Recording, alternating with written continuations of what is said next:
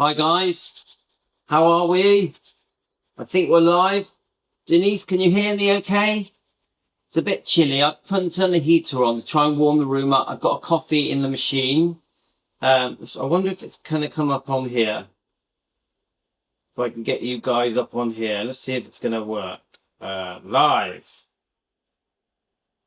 Nope, not at the moment. Let's see if I go over to the actual channel.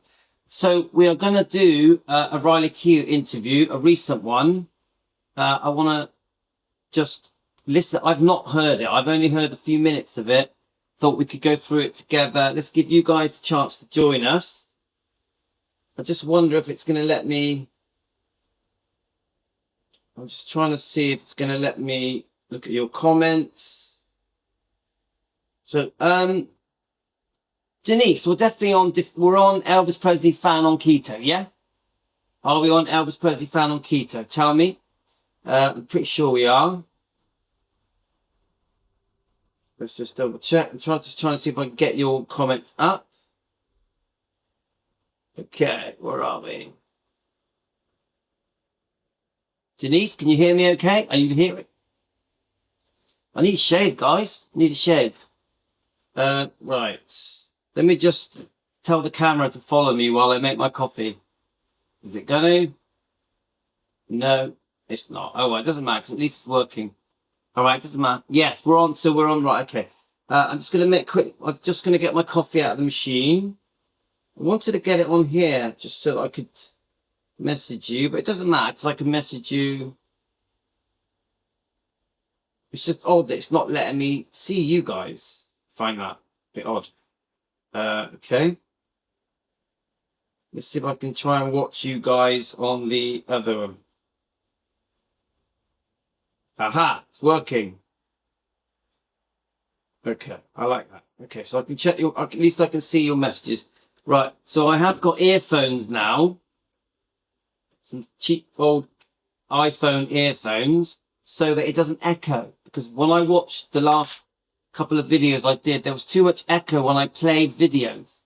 So, I've noticed if I plug the earphones in, there is no echo. We don't want echo, do we, guys? Okay. Get my cup. Have to be. Only a second, guys. Just going to quickly warm up the milk as well and heat up the kettle.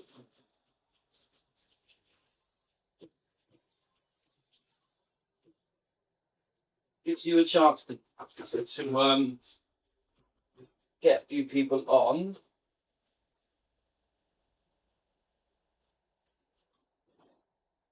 Let's warm up this milk quickly. Right, we're on it. We're on it.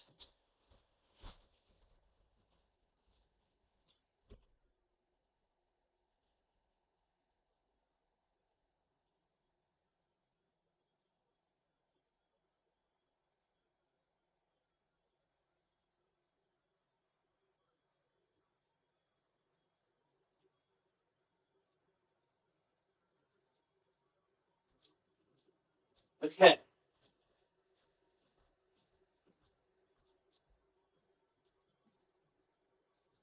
Right, so the coffee is just heating up. We have Greek cricketer playing for Australia, Sam Colstus.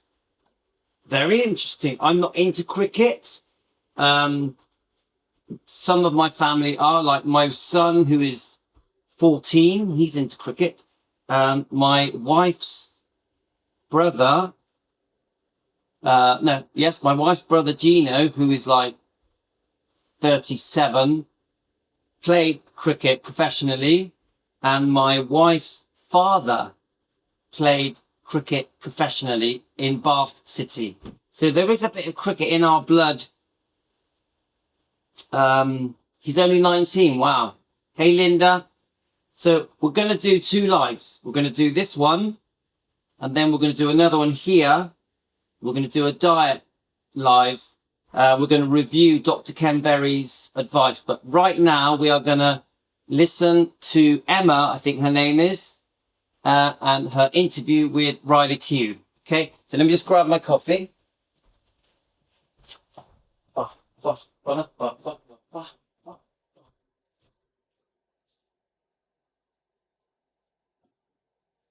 Very good. We need the coffee, guys. Yummy, yummy, yummy.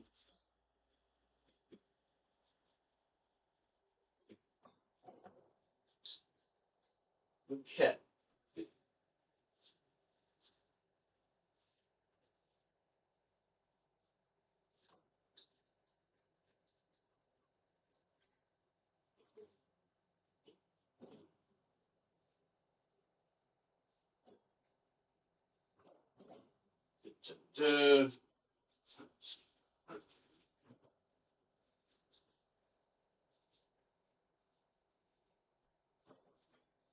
Okay, need done, guys. Need done.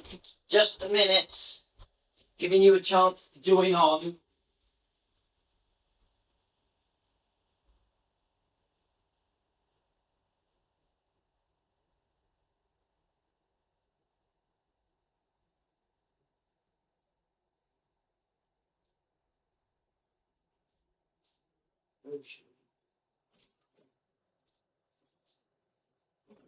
Right, get my coffee, and we're done.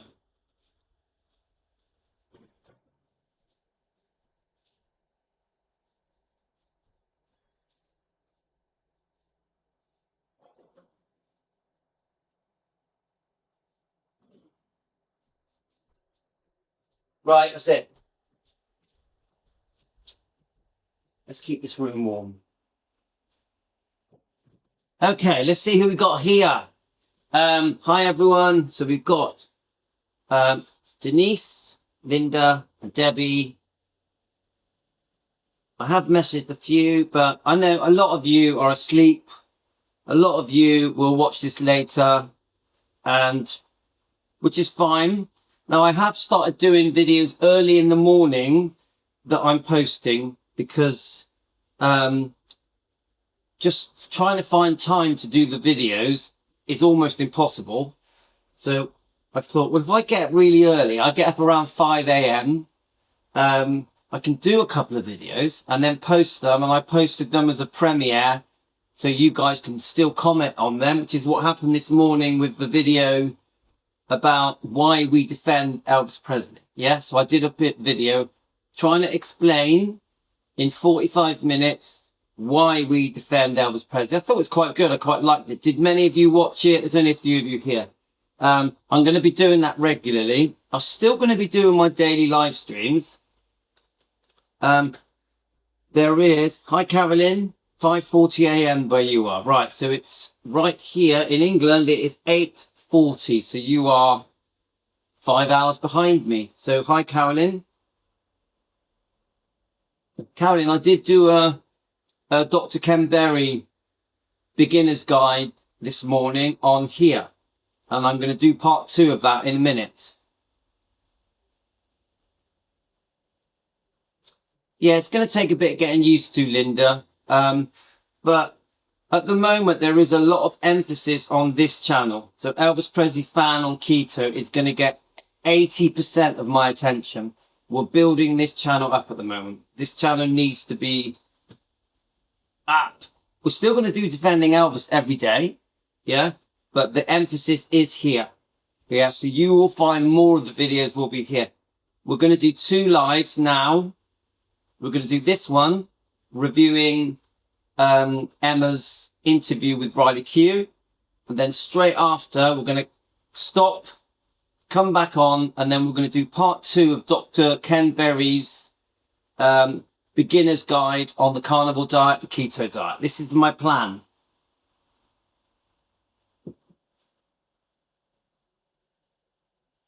Yeah, I've been busy. You know me, I wake up full of energy, vibrant because of the carnivore diet, because of the keto diet. I'm on fire. Yeah. I have to get it all out of me. And then the kids at 3 o'clock, I have to pick them up from school. Everything changes then. Yeah, this channel has built up nicely. It's going very well. Yeah. but it's way behind the other channel. Defending Elvis is massive, yeah? It's got 28,000 subscribers, yeah? This channel, we're not up to 2,000 yet. So this channel needs help. It needs a push. So all of my emphasis is here, but we will still be doing Defending Elvis stuff as well, but here much more. So I've noticed that we were getting like this echoing sound on some of the live streams, some of the videos I recorded. So I've worked out if you have earphones, it doesn't echo. So I'm going to press play. We're going to do a test. I'm going to press play. Please let me know if it's echoing. So let me just give you some brief information on what we're about to watch. Let's see if it comes up. History.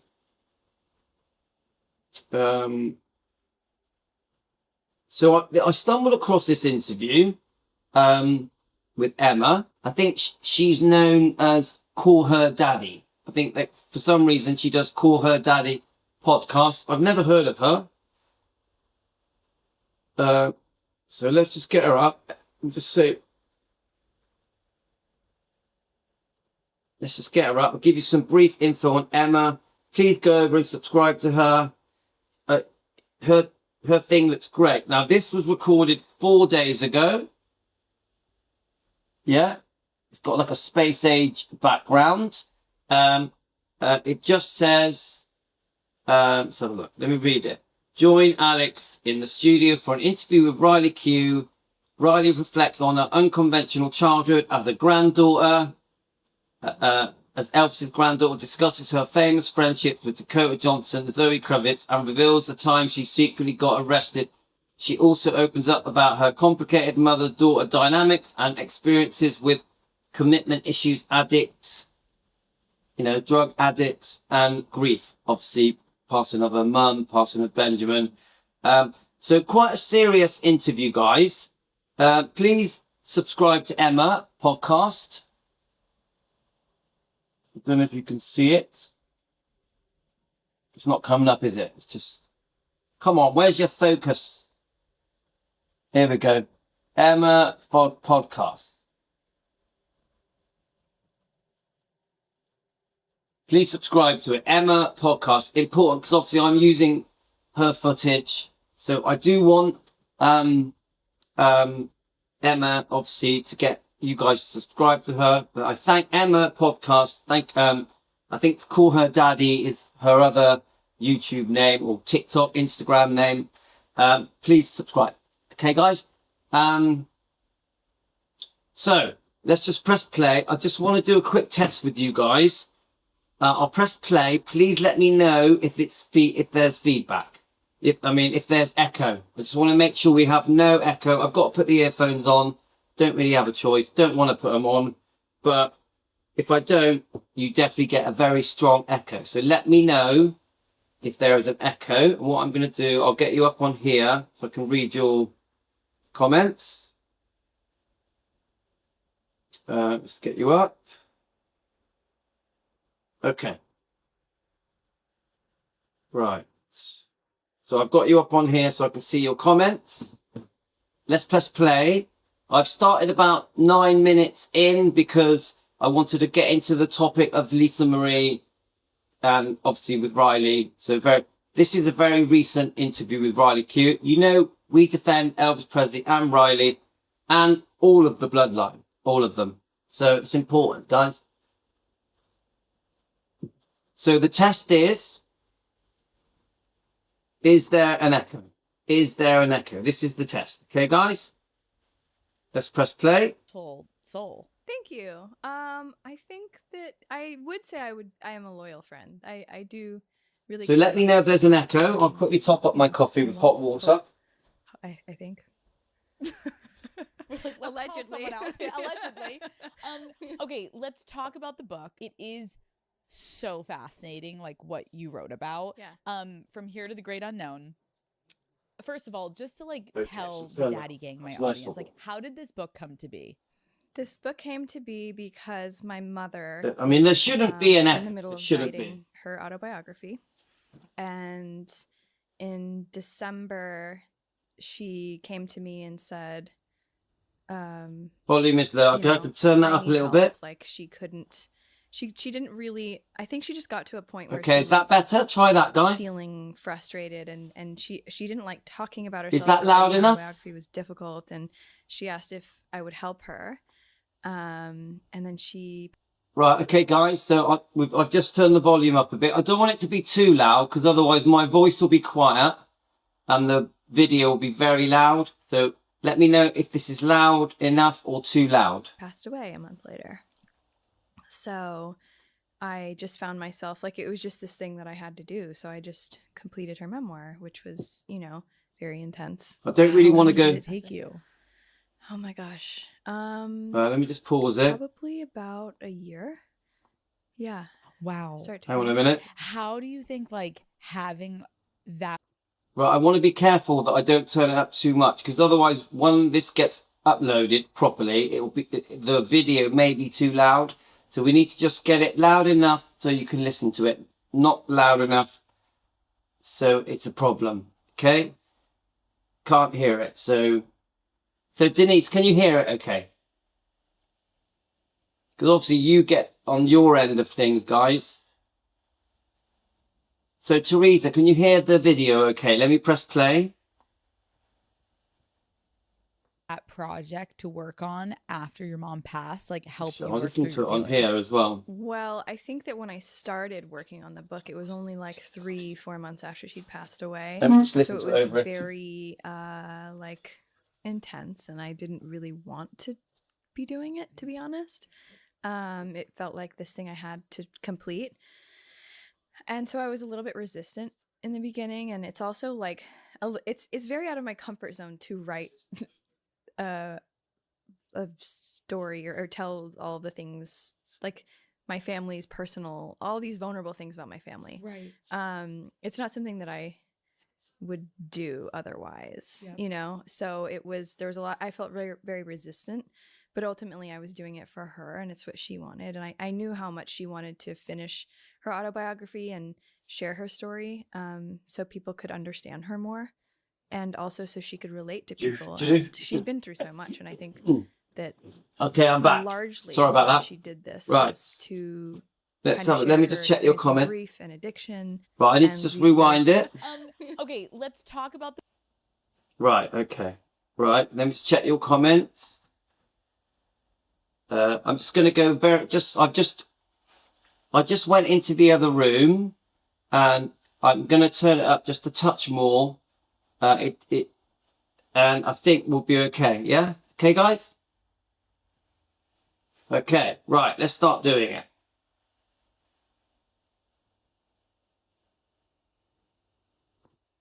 Okay, after 3, 1, 2, 3, go. Now remember, we are reviewing it, critiquing it, and we are going to stop and start. Okay, guys? book. It is so fascinating, like what you wrote about. Yeah. From Here to the Great Unknown. First of all, just to like tell the Daddy Gang, my audience, like how did this book come to be? This book came to be because my mother was in the middle of writing her autobiography, and in December. So this is important to me, and I'll tell you why. She's done a lot of interviews, and I find that she has become much more relaxed and much more honest in how she discusses her mum, Benjamin, her life with Lisa. She really opens up about how her mum's death affected her, Benjamin's death. Also, she really opens up about the life she led leading up to poor Lisa. We love Lisa, we miss Lisa. The life she led leading up to her passing, when she first finds out that Lisa's unwell, then how she eventually finds out that she's passed. So I think as time has gone on since she wrote the book, she's become just much more laid back about it, about discussing her beautiful mother and her mother's tapes that Lisa had asked Riley to finish the book. she came to me and said, you know, I need help. Like she couldn't, she didn't really, I think she just got to a point where she was feeling frustrated, and she didn't like talking about herself. So writing an autobiography was difficult. And she asked if I would help her. And then she passed away a month later. So I just found myself like it was just this thing that I had to do. So I just completed her memoir, which was, you know, very intense. How long after did she it take passed away. you? Oh my gosh. Probably about a year. Yeah, Wow. start to finish. How do you think like having that project to work? So she says, how long did it take to do? A year. Now, I think I've thought about this a few times. Obviously, we all know Lisa unexpectedly passed. It was a shock. Now, I know we saw her at the awards with Jerry and blah, blah, blah, but the Golden Globe Awards. But come on, guys. I knew she looked unwell. None of us thought she was going to die. None of us. I just thought she's going for a very rough patch. She's lost too much weight. She just doesn't look right. But none of us thought she was going to die. So I think that Riley, even though Lisa had asked Riley one day, could you help me finish the book? I don't think for a second Riley thought she'd be finishing it so soon. The one thing I love about what Riley did was, once her mother had passed, she made it priority to get these tapes, these 16 tapes, and finish this book. It became everything to her. She says it took her a year. Could you imagine the undertaking for her to say, yes, I'm going to finish this book? Don't forget, a very busy lady in modelling, in acting, and many other things. A mother. Yeah? So she really did take the bull by the horns and go, right, we're going to do this. And the thing I love about what she did with the book From Here to the Great Unknown, she kept Priscilla off the cover, which speaks volumes to me. She made sure all of the gory details that talk about Michael Edwards, the alleged sexual abuse, We Believe Lisa, you know, the actor, the model, Priscilla Presley's boyfriend. So remember, the abuse allegedly happened whilst Priscilla was with Michael Edwards for 6 odd years, and Lisa was a minor. So it's alleged, but we want justice for Lisa. I keep saying this every day. We want justice for Lisa. But what I like that Riley did, even though I do think Riley is very uncomfortable talking about anything like that in all the interviews that she's done so far, she still kept it in the book. I don't think she's really allowed to say anything. I also think she's very careful when she talks about Priscilla. I think she's very nervous about talking about Priscilla Presley for many reasons. But the thing that really stands out to me, the thing that speaks volumes to me, is that the thing that speaks volumes to me is that she kept it in the book. The alleged abuse. Priscilla's treatment of Lisa. So Riley's grandmother, her behaviour towards her daughter, Riley's mum, it's all in there in the book. So whether she brings it up in interviews or not, Riley, it doesn't matter, because the book does the talking. The book does the talking. It's all there. There's no getting away from it. This book makes Priscilla look bad. This book almost demands that Michael Edwards is arrested and questioned. Yeah? Just my opinion, guys. So I'll just turn up a little bit more for you. Let me just get the thing up. I could just a tiny bit more up. Yeah, guys? Okay. Right, that's Linda. Denise, that should be okay now, I'm hoping. So let me just press play. Here we go. But I think you're going to find this very interesting, guys. Work on after your mom passed, like helped you work through your feelings? Well, I think that when I started working on the book, it was only like 3-4 months after she'd passed away. So it was very like intense, and I didn't really want to be doing it, to be honest. It felt like this thing I had to complete. And so I was a little bit resistant in the beginning, and it's also like it's very out of my comfort zone to write a story or tell all the things, like my family's personal, all these vulnerable things about my family. Right. It's not something that I would do otherwise, Yep. you know? So there was a lot, I felt very, very resistant, but ultimately I was doing it for her and it's what she wanted. And I knew how much she wanted to finish her autobiography and share her story, so people could understand her more, and also so she could relate to people. And she's been through so much. And I think that largely why she did this was to kind of share her experience in grief and addiction and these very human things. And so, yeah, so I would say that I did it, but I wasn't like really excited to do it. No, I think like hearing you even say that is interesting when you said like my natural reaction isn't to just like spill all family secrets. Yeah. And I think just to clarify for anyone that is not like familiar with like your I would say that Right, let me just turn that down. Right, guys, sorry, I just quickly put some more hot water in my coffee again.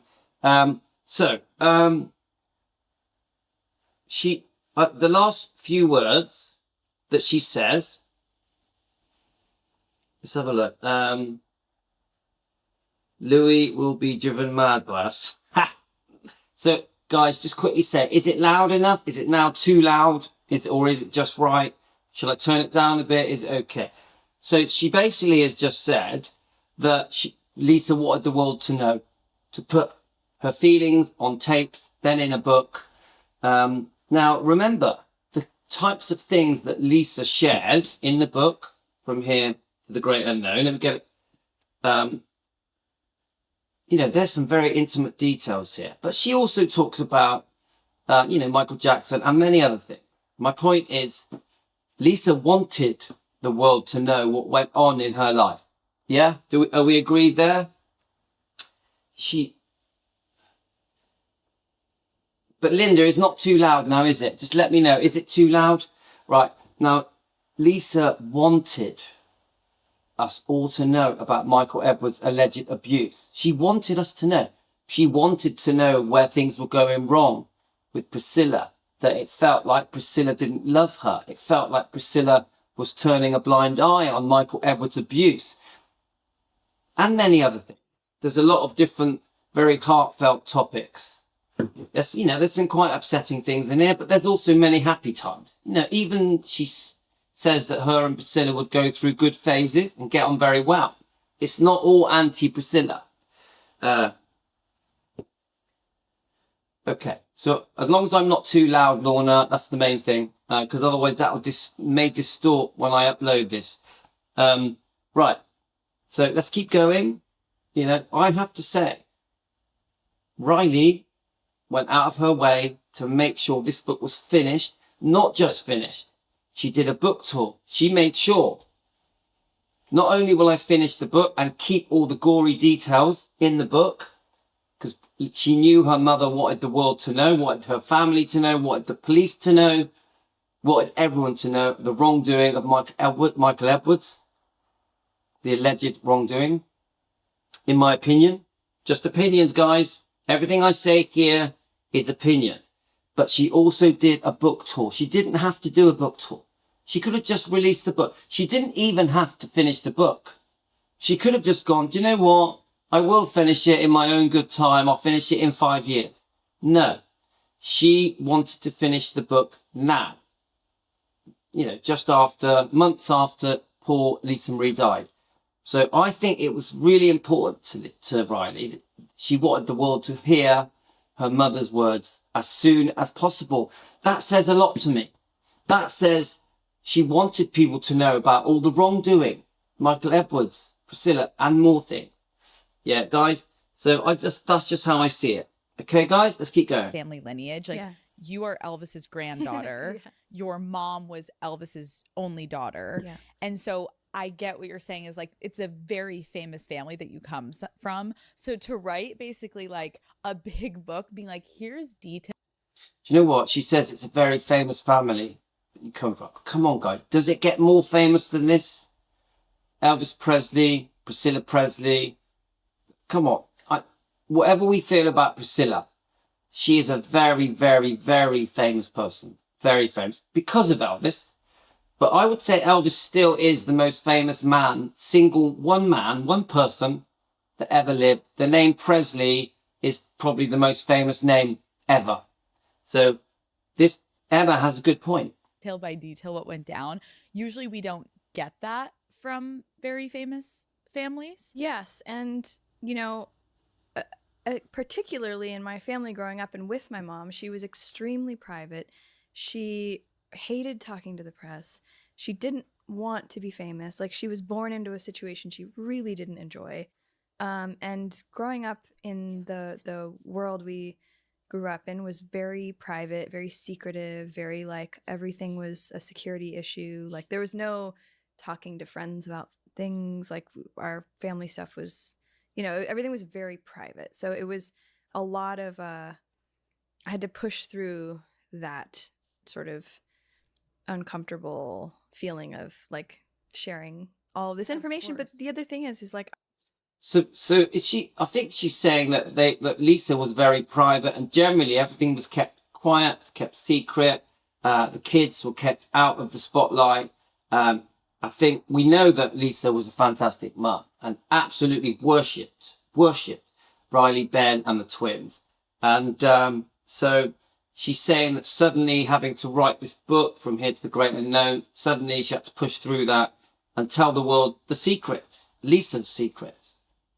as a person, I'm a very honest person, and I also couldn't imagine. So was she. Like, she was uncomfortably honest. Yeah. So I think I couldn't have imagined a version of her book where she didn't, you know, share all of these things. Yeah, and like go all in. Yeah. Your baby photo was sold for $300,000 on the cover of People magazine. Like, I didn't know that. That is insane.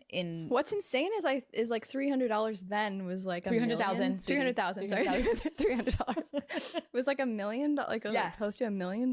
Like, you're so wanted. well, used to. So I don't know anything about this Emma. Is she a famous person? Guys, you tell me. Is Emma famous? I don't know. This call her daddy thing. I've never heard of it. Can you, like, looking back at your childhood, obviously growing up in this famous family, what is something that was definitely not normal that like you got pretty used to because you were just like, oh, I thought this was our reality? Like all of it. So come on, guys. I know the question. What is it like growing up as Elvis's granddaughter, Priscilla's granddaughter, and being Lisa Marie? Come on, let's face it. Lisa Marie was the most famous child in the world by far. I think Priscilla and Elvis's marriage was probably the most famous marriage ever. Yeah, like Princess Diana and Charles. It was. I don't think it gets any more famous than that. And so she is Elvis's granddaughter. She is Priscilla and Elvis's granddaughter, but she's also Lisa's daughter. Yeah? So I think Riley was very aware that Lisa was crazy famous, like super famous. Wherever she went, Lisa was adored and loved. She really was loved. And the more and more interviews I watch, the more I realised, my God, Lisa really, really was popular and loved. Even though she was like rebellious, reckless, and she was outspoken, she was also charming and friendly and kind, and she loved her fans. So being Lisa's daughter, don't forget, Lisa had a very interesting life with a couple of different marriages that are very high profile. Obviously, Nicolas Cage, Michael Jackson, and don't forget, Lisa went on in her mid-30s to start her pop career, her rock and roll singing career started late in life, didn't it, guys? So you imagine being Lisa's daughter. It must have been an adventure for her and Ben. It must have been absolutely fun, like exciting. Imagine partly growing up in Neverland. In Neverland, guys. Michael Jackson's home. Yeah, you know, like if I like shared the day-to-day growing up, it would probably be like, you know, crazy to give us a little. Come on. Well, it was just a lot of like it was very like high security and like for going somewhere, it was like lots of people following us and very like intense and chaotic. And Yeah, and I can see that. All the bodyguards following them all around and wherever they want, all the cameras pointing at them, just them being literally chased. like going through, you know, I don't know, like, How are you so calm? I don't know. I'm not at all. You're like internally I'm burning. Internally, I'm burning down all day. It's the external. Come on, guys. Riley is beautiful, isn't she? She's got a lovely laugh. I love her laugh, a massive smile. She radiates. Riley radiates. Oh, you're keeping it all together, but internally. Yes. Okay, good to know. How And Emma seems really nice. So far, I like her style. She's very laid back. She looks very normal. And she's not attacking Riley. She's not being too intrusive. She's being very chilled. I like the questioning so far. Emma, you're doing a great job. would you have described yourself as a kid? I was very quiet, really internal. I wasn't. I got called I just want to be sure. Maybe her name's not Emma. I just think it's Emma. I could be wrong. shy a lot, but I actually wasn't shy. I just was very internal. Like I just didn't have a lot to say, and just was. Yeah, I was very quiet. See, that surprises me. She says she was very quiet, very internal. You wouldn't think that now. When you see her getting interviewed now, she's very confident, very sure of herself.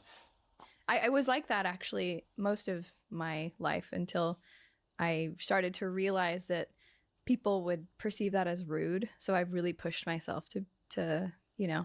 Ah, I see. I never thought of that. So eventually she thought being so quiet and shy and reserved and laid back, she was worried that the public would see her as being quite rude. I never thought of that. Come out of my shell. Like right now, I don't want to be talking. Yeah. But I have a camera in front of me. Gotta be here. Hi everyone. Oh, that's so interesting. So if you're going through something in your life, whether it's like a fight with your partner or a friend, like, do you just go silent? No. No. No. Oh, I'm very emotional. I'm just not somebody like at a dinner party. Got it. If a lot of people are talking, I prefer to listen. It's just that. It's not like I'm like internalized. I'm very open with my emotions. Got it. I'm just not like a big chatter. Love. Yeah, I get that. Aren't a lot of us like that? I'm a little bit like that. If I'm around quite a few people that I'm a bit unsure of, I will stay quiet. Once I get comfortable with people, then I'll speak up. Yeah. Love. Welcome to an hour sitting down with me. Let's go, girl. I am now. I wasn't. I've grown. I've changed. You're doing great. I don't know. I hope. Where am I? The book obviously switches between like your mom and her perspective and then yours. Yeah. How do you think you guys were similar as teenagers? Wow. I think I also had a moment of like she had like her rebellious moment. I also had that like where I would. Now this is going to be interesting. I think at some point she admits that she was what's the word? Like in the cells or something for one night or something. Sneak out and hang out with people I wasn't allowed to, and getting arrested, and You gotta. Come on, don't we all do that? Even when I was young, I used to hang out with a few of the naughty kids because they were more fun. We would do silly things, break windows and stuff like that.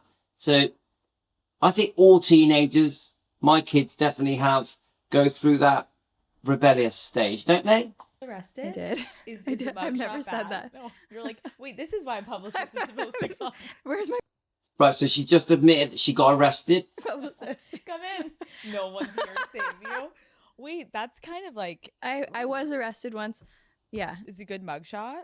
I never saw it. What? I know. You need to make t-shirts. I know. I was a minor, so luckily I think it was like. So it's like an underage? Yeah.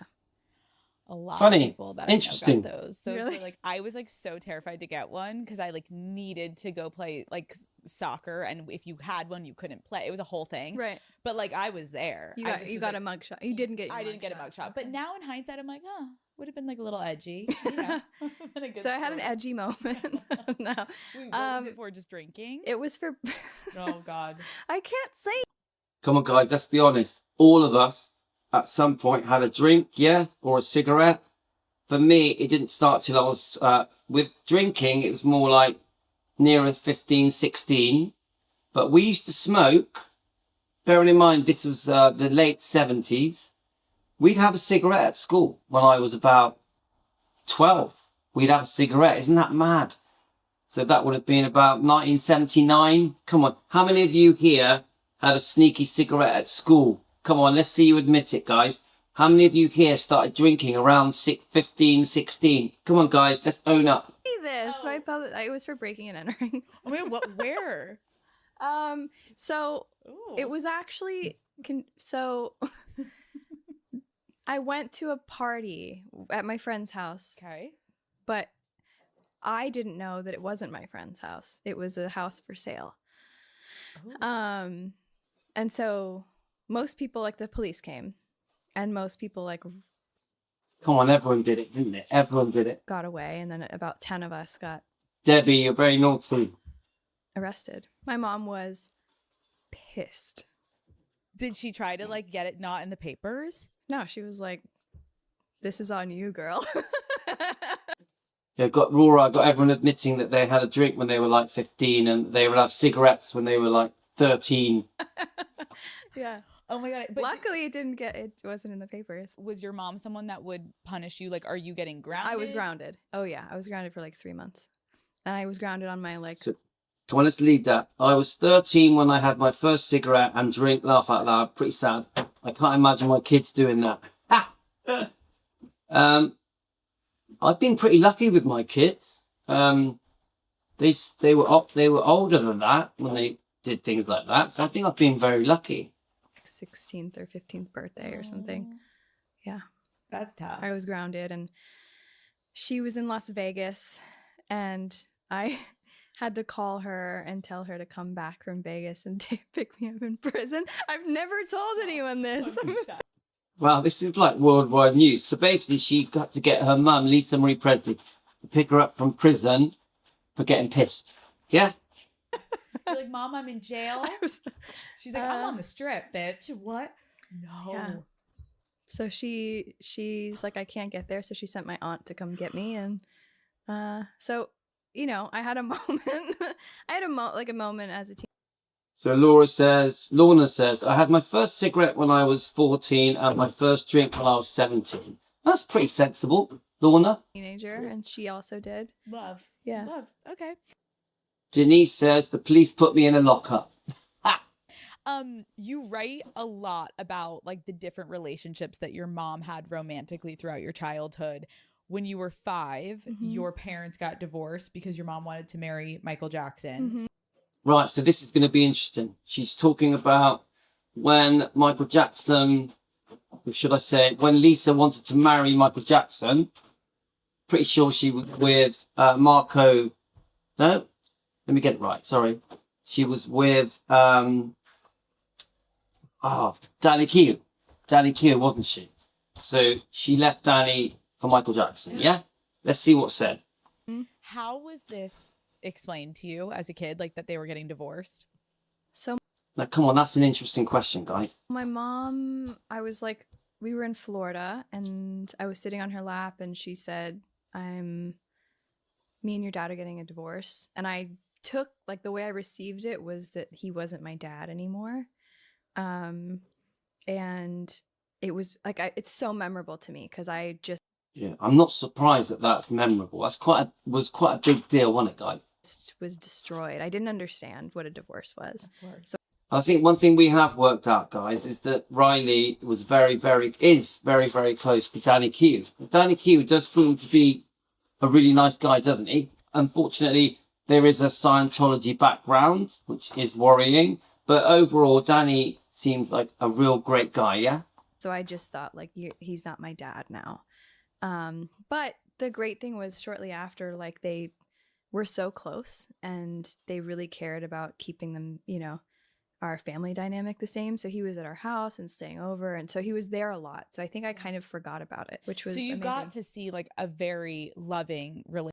So they stayed friends. Sounds to me like that Danny Keough stayed friends with Lisa even after Lisa married Michael Jackson. Relationship between the two of them, even though they got divorced. Yeah, like a really unique, like it was a very unique experience, especially in the 90s, to have both of your parents sort of like brother and sister, really close, living together. He lived with us for. But isn't that great, guys? I love that. So basically, even though Lisa married Michael Jackson, Riley still always, and Benjamin, yeah, always had dad around. Danny Keough still was around, yeah? A lot of my life when my mom had other partners and other husbands, he would live in the guest house. And so what was modeled to me was when you break up with someone, you stay friends with them. And I really like apply that to most of my relationships, because that was kind of all that was what I saw with my parents. And it was really beautiful. I mean, they were like best friends, and I don't know if they should have been married. Do you know what? That stayed till the end, didn't it? I think when they lost Benjamin, I think Danny was there straight away, and they were still living together, weren't they? Right at the end. So, and we know Danny was one of the ones that tried to revive poor Lisa Marie. So it's sad, isn't it? It's sad. When you break up with someone or they break up with you and you're staying friends with them, have any of your past relationships been like, Riley, like we broke up, are you still trying to stay so amicable, and are people ever confused by like how amicable you are? No, because I think that like it was never a forced thing. I think I don't know how I did it.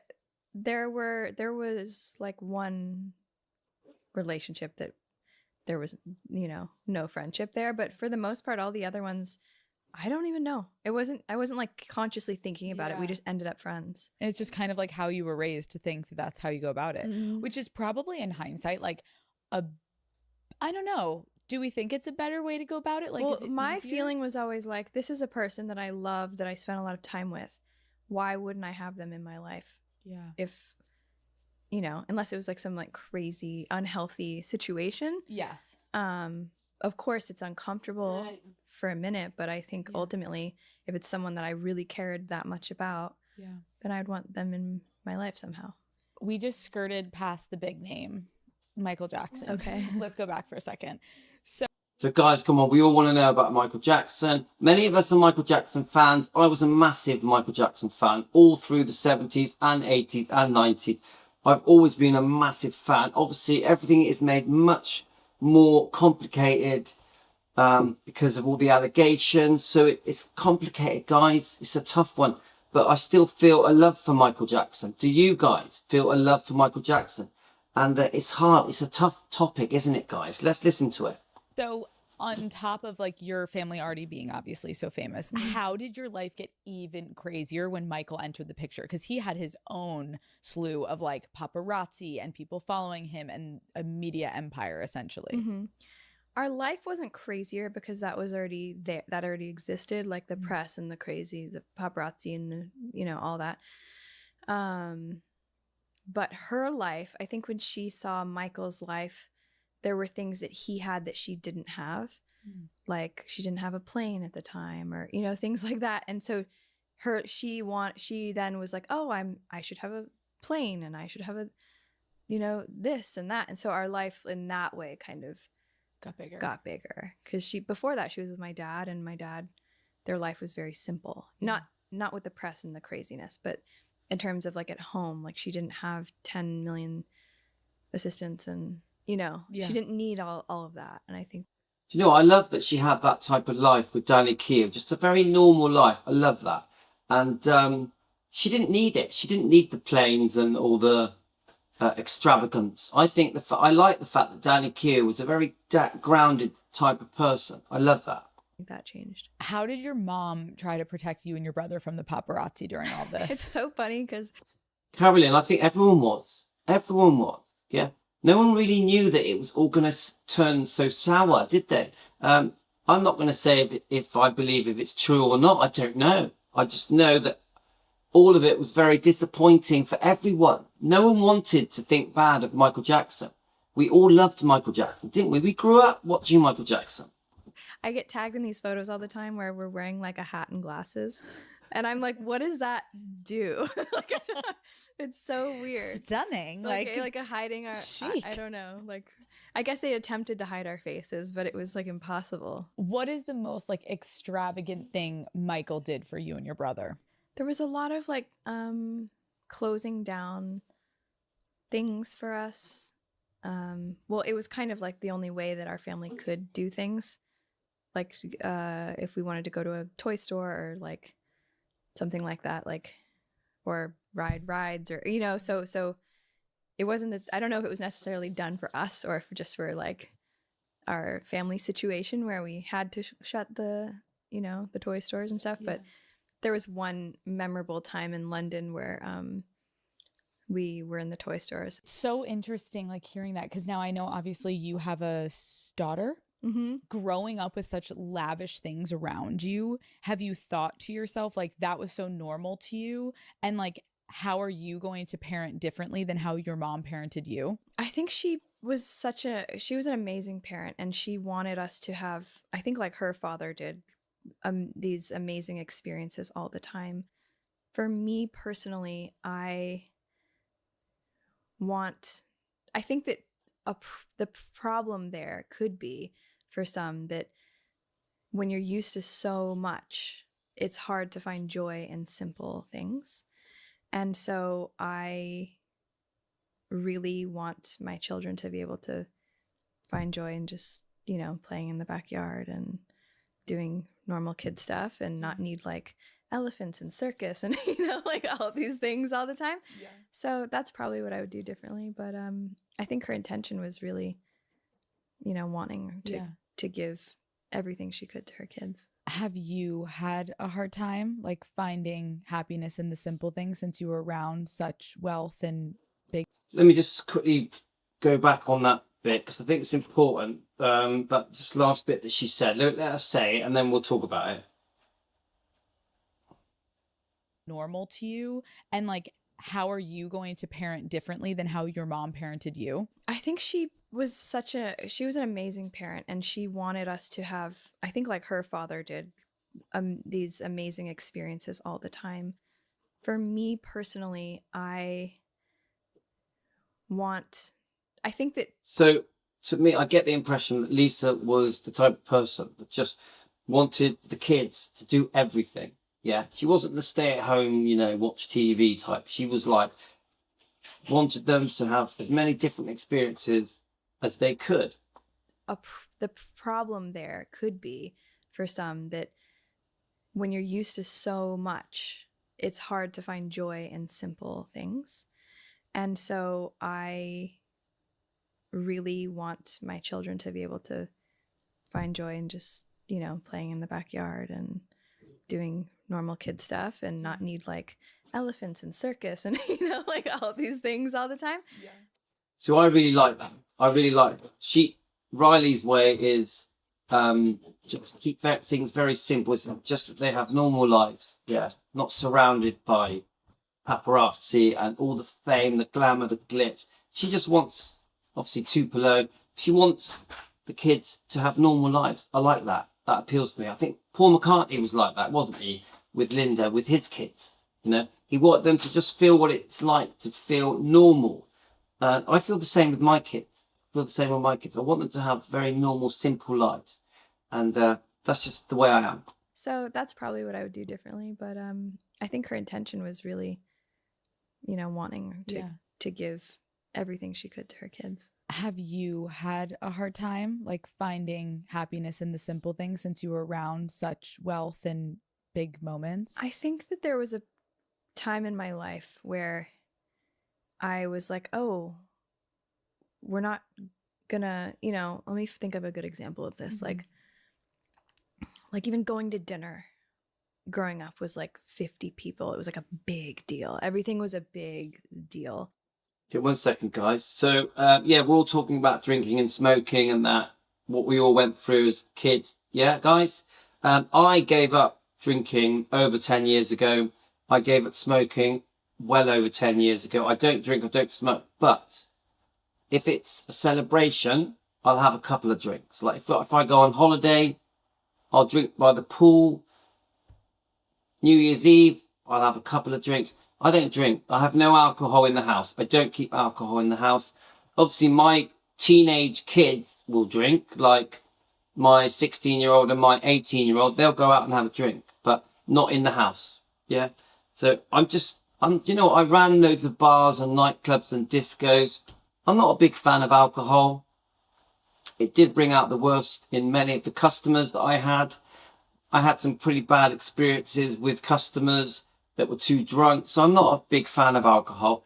I tend to steer away from alcohol, and smoking is a massive no-no. Even these vapes, I'm against vapes. I personally think vapes are poisonous. So yeah, many of us have given it all up, haven't we, guys? all the time. So there was more of like a loneliness that I experienced in my 20s when our life was a bit different. I was just used to having so many people around and everything Yeah, being so that's intense. Yeah, Josie, only on special occasions, but there isn't that many. So New Year's Eve, holiday, that's about it. I don't drink on my birthday, just don't want to. So just a couple more minutes here, and then we are going to then stop this live stream. We're going to stay on this channel, and we're going to do part 2 of my diet beginner's guide for the diet with Dr. Ken Berry. We're going to do part 2 of that. So we are going to stay here on Elvis Presley Fan on Keto. So we'll end it, and then we'll restart straight away with the part 2 of Dr. Ken Berry for the carnivore and keto diet. Just let's listen for a couple more minutes, and then I'll end it. Please, if you don't mind, please rejoin, and we'll carry on, all of you, right here, right now. That I felt a little bit lonely when my life was smaller, I think. I think that's like a relatable Um, concept. I think like yeah, I it always won't pick talk you to up, my Mom. friends who, when No, you it's get got older and your like life is voice changing suppression thing. and families and Thanksgivings, like But I'm ending even it if now. you look at I'm what going to we do part see 2. in like Hallmark movies and everything, like the bigger. Right, okay, guys. So I'm going to have to go. My wife's going to do something quickly. I'll be back in 10 minutes for part 2, and we're going to do Dr. Ken Berry with his carnivore and keto advice. Okay, guys, but we're doing it here on an Elvis Presley Fan on Keto. So all of you stay here. I'll end the stream, and I'll restart it for part 2, but we're going to be talking about the diet. Thanks, guys. Team Elvis, thanks, guys. Let me just end it.